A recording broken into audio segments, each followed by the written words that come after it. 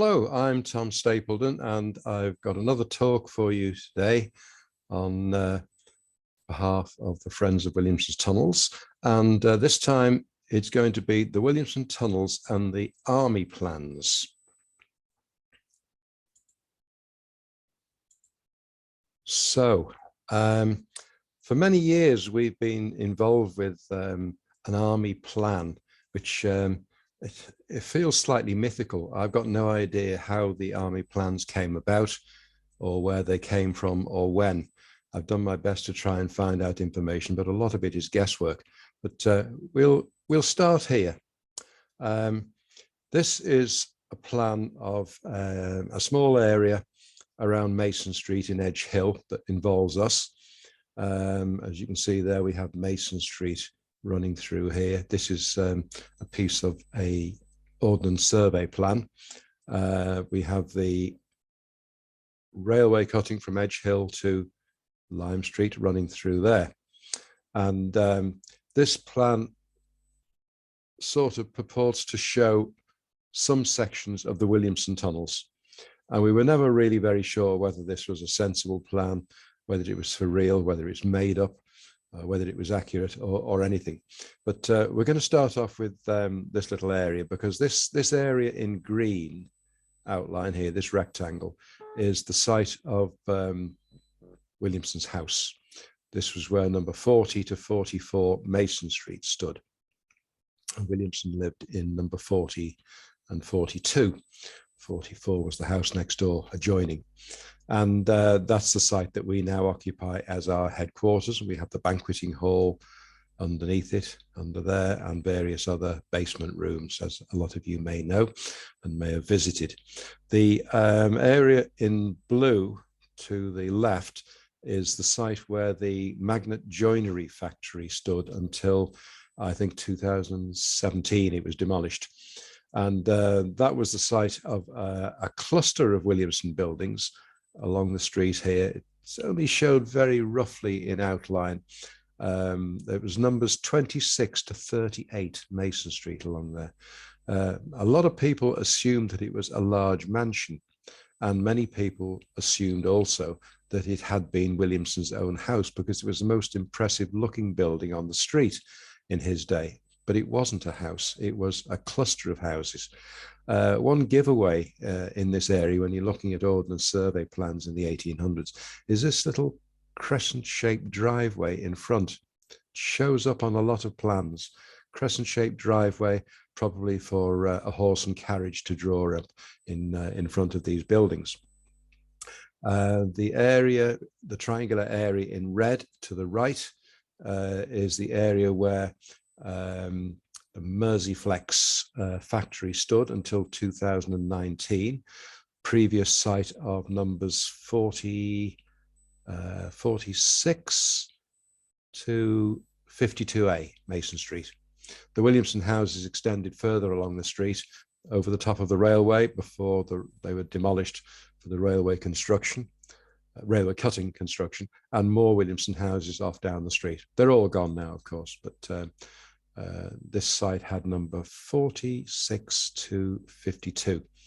And this is an interesting site as well, rather large looking chamber under that area there. And we always knew that there was something interesting under there, because the ground was sagging. The concrete floor of the factory was cracking up and sagging in that point.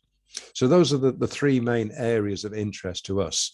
And the Army plans are centered pretty much on what lay below this piece of ground. Now, the Territorial Army moved in here many, many years ago. First of all, they were occupying a site on the eastern side of Mason Street. You can see there was a volunteer drill hall, a parade ground, an armory, and a barracks. And there were others as well. I think they were in earlier days, and the Territorials moved across the street, and they occupied some of the Williamson buildings here, next door to us, storerooms mostly.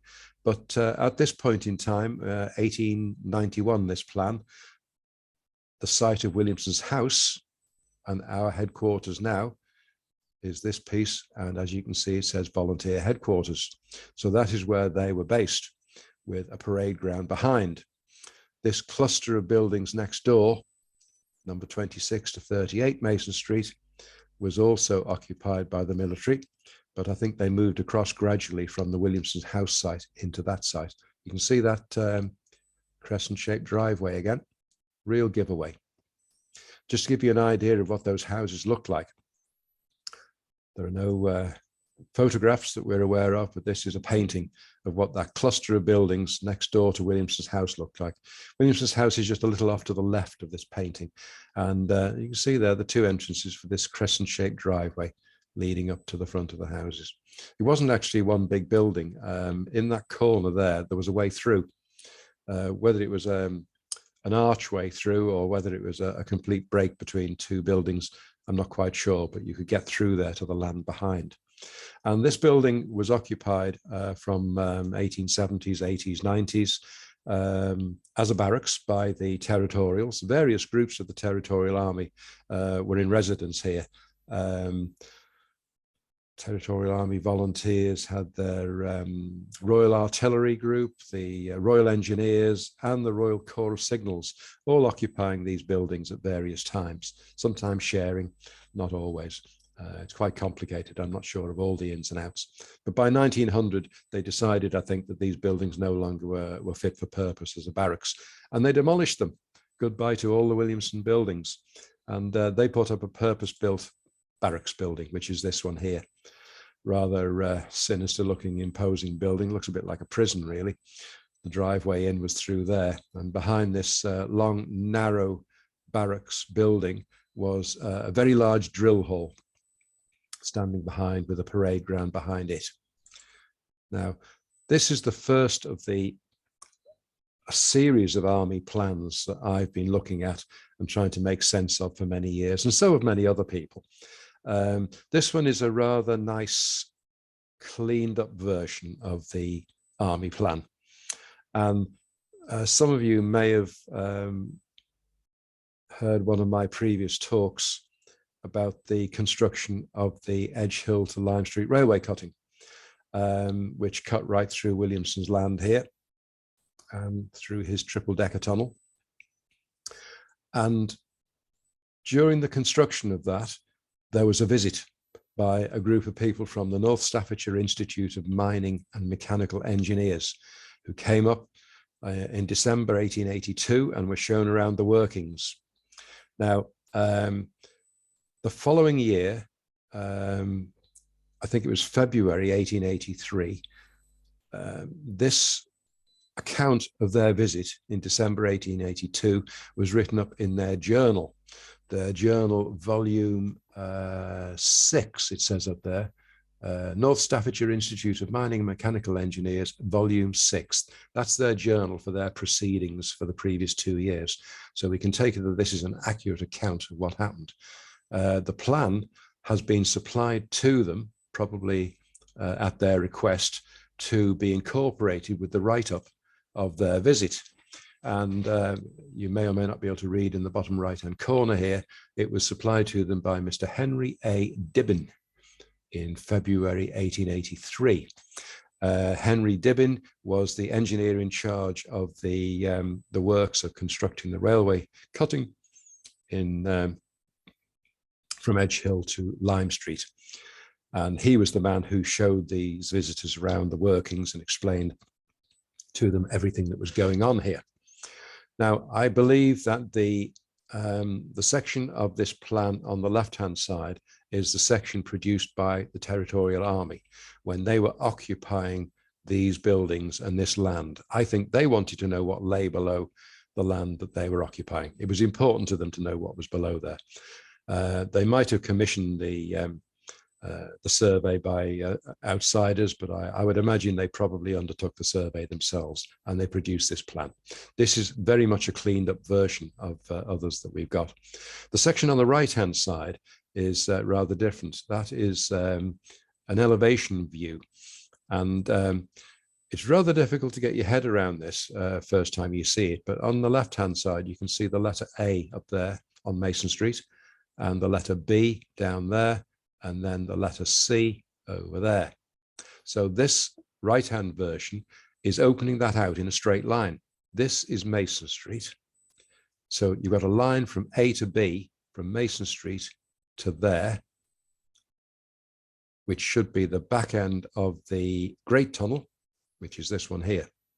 And then it turns 90 degrees, and you're looking into the 3 levels of the triple-decker tunnel. That's this section here. And then you've got the railway cutting, the deep cutting that goes right down through the whole thing. And then on the other side of the railway cutting, that section from B to C runs through to there, nearly up to Grinfield Street, marked there and on there. So it's opening out something that is a dogleg. But the funny thing is that the visit by the North Staffs Institute was in December 1882, and yet Mr. Dibbin has supplied them with this plan, and I think he's responsible for the right-hand half of it, but he's actually projected ahead of time. He's projected what the railway cutting is going to look like when it's finished and how it cuts through all 3 levels of the triple-decker, because by December 1882, they certainly hadn't dug all this out. They were only halfway through the process of cutting out this railway cutting. So a bit odd, really. This plan definitely goes back to the 1880s because it's showing the Williamson cluster of buildings up there, which we know were there in 1880s. The next one, a little bit scruffier, but basically the same plan. You would almost think was identical, but when you look a bit closer, this is an original Army plan, I think. This is the military's stamp on there. It's quite unreadable, but the words underneath it say West Lancs Territorial Forces Association. And the funny thing is that although this looks older, maybe just because it's scruffy, it has the drill hole marked on it there. It doesn't say anything else. It says drill hole. And the drill hole wasn't constructed until 1900 to 1903. So it has to be a later plan than the last one we were looking at. This time, for the first time, it shows the banqueting hall underneath Williamson's house. The previous plan, if I just go back a second, doesn't even show the existence of the banqueting hall. I wonder why. It's a major chamber underneath that land, but they haven't shown it on there. And then this one, which is later, after 1900, is showing the banqueting hall there. And it also shows the gash that leads us down there and the sandstone chamber that you go down into to get down to the banqueting hall. So that's a bit odd. This says here, built 1830 to 1835, which is very definitely not right, because these works, Williamson's underground diggings, were going on from about 1806 right up until his death in 1840. So that is wrong. The writing's probably too small for you to read there, but on Mason Street, it says there 2-tier tunnels with a little arrow pointing to the banqueting hall. That obviously will be the boiler room sitting right on top of the banqueting hall. So that's why it's labeled as 2-tier tunnels. This next one is very, very scruffy. I'm not quite sure what the source of this is. Again, very misleading. It says 1880 up there. That's handwritten, but it definitely isn't 1880 because it shows the drill hole again. And the drill hole wasn't there until 1903. Again, this one does show the banqueting hall under Williamson's house, and it shows the gash that leads you down into it. For some reason on this one, they've marked the site of Ramsbottom's chimney. You may have heard me mention that in my talk about the railway cutting. That was the ventilation tower for the original railway tunnel in the 1830s. And somebody's even drawn a picture of what the ventilation tower looks like for some reason. Now then, another completely different plan. This one is very, very confusing to me. I'm not the first one to find this, but I found these myself, a set of 11 photographs taken of a large scale, very scruffy plan. Somebody had gone over this large plan, sitting on the floor on a carpet, as you can see behind there, somebody holding it down with a finger, and they'd taken 11 photographs of all the different sections of this picture. And they posted these photographs on the Facebook page of the Williamson Tunnels Heritage Centre. They were posted by the manager. And I lifted all of these photographs. I thought they looked rather exciting. And I printed them all off on A4 sheets of paper.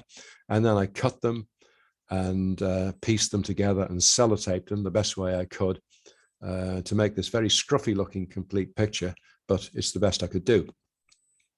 It's very strange, really. This says on the top, Mason Street Drill Hall, tunnels under yard. Down here, it's got a scale in feet, and there it says plan of yard. There's a lot that's quite unreadable on this, but I spent months poring over it and trying to make sense of what I was looking at. And this is actually the area behind the Army's drill hole that went up in 1903. That line there, and the writing behind it says drill hole. So that is the rear end of the drill hole, with Mason Street being off to the left. And this is the area behind the drill hole that became a parade ground. And as far as I'm aware, what it seems to be showing is the Great Tunnel there. That's the elevation view, I believe, of the Great Tunnel. That is the end elevation. And this here is the plan view, which shows its width and its length. It has two different sections of roof, one slightly higher than the other. That line across there marks the demarcation between a slightly higher roof and a slightly lower roof. And it all looks right. And according to the scale of the plan and my calculations, that should be no more than about 12 feet below ground level, but we couldn't find it. Another interesting feature, it's probably too small for you to see, but when you stand in our sandstone chamber on the way down to the banqueting hall, you're standing inside a semicircular arch, and at its back wall, it has another smaller brick arch, exactly as shown on that plan, but this is looking from the opposite direction. It's a giveaway that that is directly behind this area, which appears to lead into the Great Tunnel. So the magnet joinery factory was demolished in 2017, and in April 2017, no, sorry, it was demolished in 2016, and we got permission to have a dig in April 2017, and we thought we'd dig behind our sandstone chamber to try and find out if there was a tunnel continuing. We had a smaller digger here, and he dug down a trench behind our sandstone chamber, which is behind that wall. We hoped to find a brick arch tunnel continuing across this land, but unfortunately there was absolutely nothing to be found. It was a big disappointment. We got down many feet in the ground here, and all we found were a few broken sandstone steps from a staircase, which the plans showed were there, but no sign of this tunnel, and no sign of any bedrock that the tunnel could have been sitting on. We got as far as this. This is a hole in the back wall of the sandstone chamber, and this is the first time daylight had shone through here.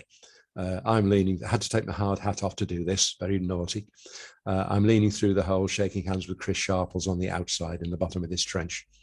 So we had to fill it in and walk away, and there was no sign of any tunnel continuing from our sandstone chamber. But later in the year, I think it was August 2017, we had the chance to have another dig. And this time it was a major operation. This time we were using that plan and hoping to find the Great Tunnel. And we dug down about 18 feet in the ground, I think, here, a much bigger machine with tracks. And we found this great structure made out of sandstone blocks, went way down in the ground, just below the surface. And I think we dug down about 18 feet at one point over there. And we couldn't make it out. It's not a building. We don't know what it is. It had two of these arches in its side wall, bricked up, one there and another one further along. Typical Williamson to create arches and then brick them up. There's a bit of the arch still, rendered bit of an arch still standing, but all totally bricked up. And we just could not make out what it's about. Goes a long way down. It's good solid stonework, but it doesn't seem to serve any purpose, which is also fairly typical of Williamson, I suppose. We had to fill it all in again eventually, and we gained nothing. But there was absolutely no sign of bedrock, no sign of where the Great Tunnel had been sitting. And it had to be sitting on rock. It couldn't be sitting on anything else. But it must be much lower down than we ever expected. Just going back to the plan for a moment, we failed to find anything by digging under here. But we were very interested in this chamber over on the Merseyflex site. We knew the ground and the concrete had been sagging there for years. So in 2019, the Merseyflex factory was demolished, and in September of that year, we got permission to have a dig. They only gave us a week, but we planned exactly what we wanted to do at very short notice. Obviously, we would like to find this tunnel running across the street, across that plot and our plot. But the most important thing was the large chamber sitting there. We reckon we knew exactly where it was from the Army plans, and that's our diagram of exactly where we wanted to create the dig. The red rectangle A was where we guessed that the big chamber should be. And we moved on. I think it was the third week in September 2019. And we also expected or hoped, but didn't really believe we would find a tunnel going across the street there.